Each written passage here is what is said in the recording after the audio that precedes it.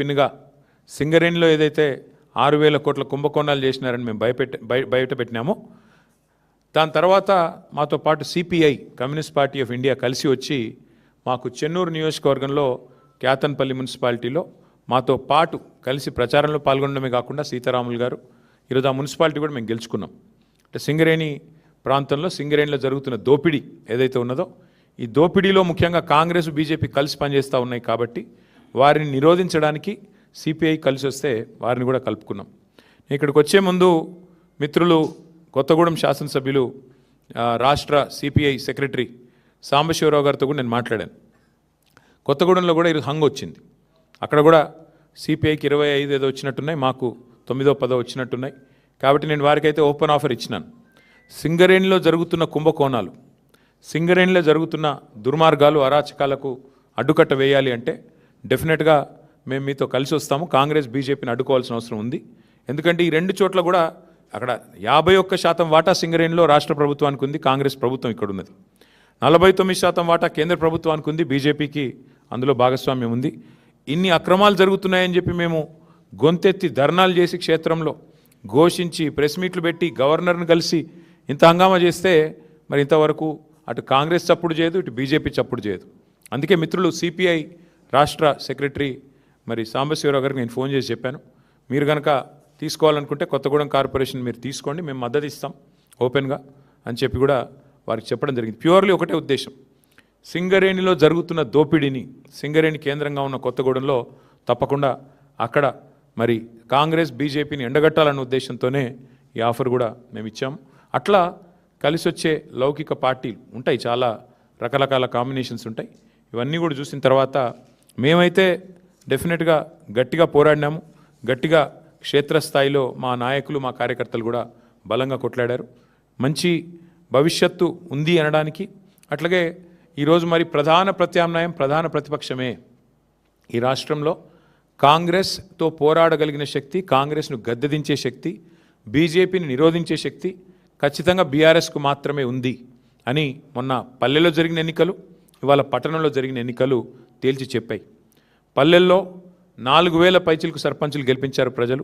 మరి అట్లాగే పట్టణంలో కూడా ఈరోజు చూస్తే దాదాపు 730-740 వార్డులు గెలిచి అక్కడ ఇక్కడ రెండు చోట్ల కూడా ప్రధాన ప్రతిపక్షం కేవలం బీఆర్ఎస్ మాత్రమే, పోరాడే సత్తా ఉన్న పార్టీ బీఆర్ఎస్ మాత్రమే. రెండు పార్టీలు, ఒకటి ఢిల్లీలో అధికారంలో ఉంది, ఇంకోటి రెండోది రాష్ట్రంలో అధికారంలో ఉంది. కానీ ఈ రెండు పార్టీలు ఉన్నప్పటికీ, ఎన్ని రకాల కుయుక్తులు పనినప్పటికీ బీఆర్ఎస్ఏ, కేసీఆర్ గారి నాయకత్వమే ఈ రాష్ట్రానికి శ్రీరామ రక్ష అని చెప్పి మళ్ళీ ఒకసారి అటు పల్లెల్లో ఇటు పట్టణంలో ప్రజలు తేల్చినట్టయింది. మరి ఇదే ఉత్సాహంతో రేపు హైదరాబాద్ కార్పొరేషన్ కానీ, మిగతా కార్పొరేషన్ వరంగల్, ఖమ్మం కానీ, అట్లాగే జిల్లా పరిషత్ ఎన్నికలు పెడితే వాటిలో కానీ ఇదే ఉత్సాహంతో ముందుకు పోతాం. డెఫినెట్గా ఎక్కడెక్కడైతే ఈ దుర్మార్గాలు అరాచకాలు జరిగినాయో వీటిని వదిలిపెట్టం. అవసరమైతే వాటి మీద న్యాయ పోరాటం చేయడం, వాటి మీద ఇంకా ఎట్లాంటి వ్యూహాలు అవలంబించాలో అవన్నీ కూడా పార్టీలో చర్చించి నిర్ణయం తీసుకుంటాం. కానీ మళ్ళొకసారి మా కార్యకర్తలకి, నాయకులకి, మాకు సపోర్ట్ చేసిన ప్రజలకి, మాకు ఓటేసిన ప్రజలకి చాలా స్వల్పమైన తేడాతో ఓడిపోయాం. కొన్ని చోట్ల 1 ఓటుతో, అర ఓటుతో ఇట్లా రకరకాలుగా జరిగినాయి. అక్కడ కూడా ఓడిపోయిన వాళ్ళు కూడా ఎవరు నిరాశ పడవద్దని, బేజారు కావద్దని చెప్పి కూడా వారికి కూడా విజ్ఞప్తి చేస్తూ మీకు కూడా మళ్ళొకసారి ధన్యవాదాలు.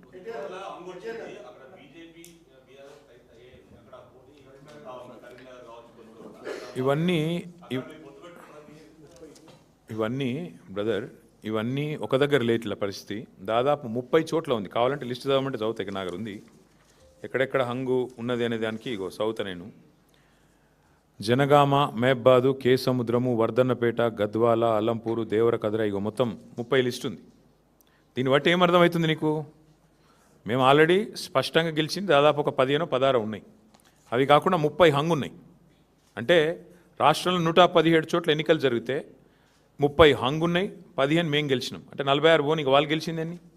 కాబట్టి నేనేమంటున్నా అంటే ఇక్కడ ఏ వైఖరి అవలంబించాలి, మా పెద్దలు, మా పార్టీ అధ్యక్షులు కేసీఆర్ గారితో కూడా మాట్లాడతాం. అట్లే స్థానిక నాయకత్వం మనోభావాలు కూడా మేము, ఎందుకంటే స్థానిక ఎన్నిక, స్థానిక నాయకుల మనోభావాలు, స్థానికంగా ఏం పరిస్థితులు ఉన్నాయి అవి కూడా బేరీ చేసుకున్నాక నిర్ణయం తీసుకుంటాం. ఇంకా 2 days టైం ఉంది కాబట్టి ఆలోచించి నిర్ణయం తీసుకుంటాము.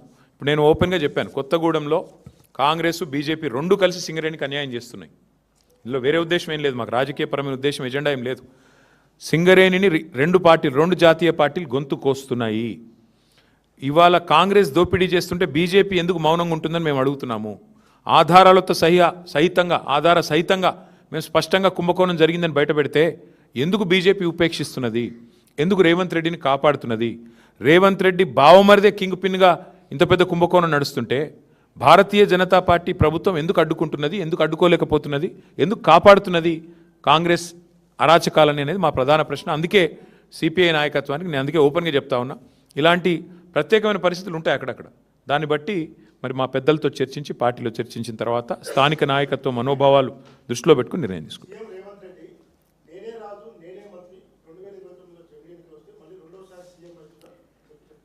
సరే అనేది చాలామంది అట్లా అనుకున్న వాళ్ళు ఇదివరకు చూడలేదా? తుగ్లక్ ఉండే ఒకడు చాలామంది ఉన్నారు అసంటోళ్ళు. అట్లాంటి పిచ్చి తుగ్లక్లు చాలామంది ఉంటారు. అట్లాంటి వాళ్ళు వస్తారు పోతారు, ఎవ్వరూ పర్మనెంట్ కాదు. నేనే రాజు నేనే మంత్రి అనుకున్న వాళ్ళు చాలామంది అట్లనే గాలి కొట్టుకొని పోయినరు. ఈ దేశము చాలా గొప్ప దేశం. ప్రజల చైతన్యాన్ని కూడా ఎవరైనా తక్కువ అంచనా ఇస్తే చాలా తెలివి తక్కువది. ఈ దేశంలో ఇందిరాగాంధీ గారు ఓడిపోయినారు, ఎన్టీ రామారావు గారు ఓడిపోయారు, కేసీఆర్ లాంటి తెలంగాణ తెచ్చిన నాయకుడు కూడా మన కామారెడ్డిలో దురదృష్టవశాత్తు ఓటమి పాలయ్యారు. సరే రేవంత్ రెడ్డి గారు అక్కడ థర్డ్ వచ్చారు, అది వేరే విషయం అనుకో. కానీ పాయింట్ ఏంటంటే ఈ దేశంలో అట్లా రేవంత్ రెడ్డి లాగా విర్రవీగిన వాళ్ళు, నేనే రాజు నేనే మంత్రి అన్న వాళ్ళు చాలామంది వచ్చారు, చాలామంది పోయారు. కానీ దేశం అట్లే ఉంది, ప్రజల చైతన్యం అట్లే ఉంది. చైతన్యాన్ని తక్కువ అంచనా వేసిన వాళ్ళు ఎవరైనా కూడా గాలికి పోతారు భవిష్యత్తులో. పార్టీ మారిన ఎమ్మెల్యేల విషయంలో మేము మొదటి నుంచి ఒకటే చెప్తున్నాం. రేవంత్ రెడ్డి గారు మళ్ళీ నాకు తెలిసి ఇవాళ వచ్చి మేము గెలిచినాము, మాకు తిరుగులేదు వెరుగులేదు, నేనే రాజు నేనే మంత్రి అని మళ్ళీ పోజులు కొడతాడు. నేను రేవంత్ రెడ్డిని ఒకటే అడుగుతున్నా, మీరు కూడా అడగండి. ఇలా ప్రెస్ మీట్ పెడతారు కదా, అడగండి. నిజంగా నీ గవర్నమెంట్ మీద నీకు అంత నమ్మకం ఉంటే ఆ 10 మందితో రాజీనామా చెప్పించి ఎలక్షన్కి వా, చూద్దాంపా. ఎందుకంటే ఇవి స్థానిక ఎన్నికలు. ఆ స్థానికంగా మోరీ బాగుందా, ఆడ నీళ్ళు వస్తున్నాయా లేవా, ఆడ అభ్యర్థి ఓడిపోయిందా గెలిచిండా, వీటన్నిటి మీకెళ్ళి నడుస్తుంది. ప్లస్ ప్రభుత్వం ఎన్నిటి మీకెళ్ళి నడుస్తుంది. నీకు తెలుసు నాకు తెలుసు. ఇప్పుడు బాన్స్వాడ్ ఉంది ఫర్ ఎగ్జాంపుల్ చెప్తున్నాను. నేను పోయి మొన్న ఆడ సవాల్ చేసిన పోచారం గారిని, రండి రాజీనామా చేసి రండి, భయం ఎందుకు? నిజంగానే బాన్స్వాడ మున్సిపాలిటీ గెలిచిన అంటది కదా కాంగ్రెస్, రా మరి గోదాలోకి రా, బాన్స్వాడలో రాజీనామా చేయి. ఒక పోచారం గారే కాదు, 10 మంది ఎమ్మెల్యేలు ఎవరైతే ఇవాళ కాంగ్రెస్ వాళ్ళు వాళ్ళ పార్టీలో చేర్చుకున్నారో, సరే స్పీకర్ గారు చేర్చుకోలేదని చెప్పి ఏదో సాంకేతికంగా చెప్తుండు, కానీ మీకు తెలుసు మాకు తెలుసు ప్రజలకు తెలుసు. అక్కడ ఎన్నికలకు రండి, రాజీనామా చేయండి, ఎన్నికలకు రండి, ప్రజలు చెప్తారు. 10 చోట్ల ఉప ఎన్నికలు వస్తే డెఫినెట్గా అదొక ఇండికేటర్ అవుతుంది. ఇక అక్కడక్కడ జరిగిండొచ్చు, అక్కడ లోకల్ కండిషన్స్ ఏందో నాకు తెలియదు, బట్ అక్కడక్కడ జరిగిండొచ్చు.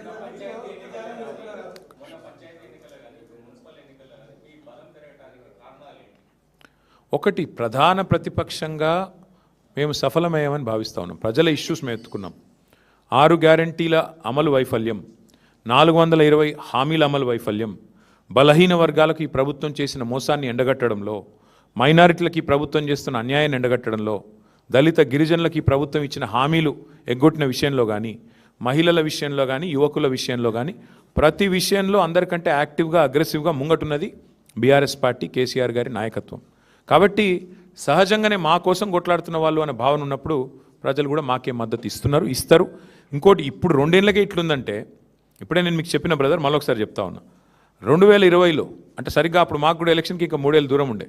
ఆ రోజు 130 మున్సిపాలిటీలో ఎలక్షన్ అయితే మేము 122 గెలిచినాం. కాంగ్రెస్ కేవలం 4, సింగిల్ డిజిట్ దాటలే. ఇక బీజేపీ 2, ఎంఐఎం 2. ఈరోజు మేము యాజ్ ఇట్ ఈజ్ 117లో ఎన్నిక జరిగితే మేము 116లో ఎన్నిక జరిగితే మేము డైరెక్ట్గా గెలిచింది 15, 30 హంగు ఉన్నాయి. దీన్ని బట్టి అర్థం చేసుకోవచ్చు మీరు ప్రజల ఆగ్రహం కానీ, ప్రజల అభిప్రాయం కానీ. జనరల్గా సర్వసాధారణంగా ఇప్పుడు మేము 32 జిల్లా పరిషత్లు 32కి 32 గెలిచామా?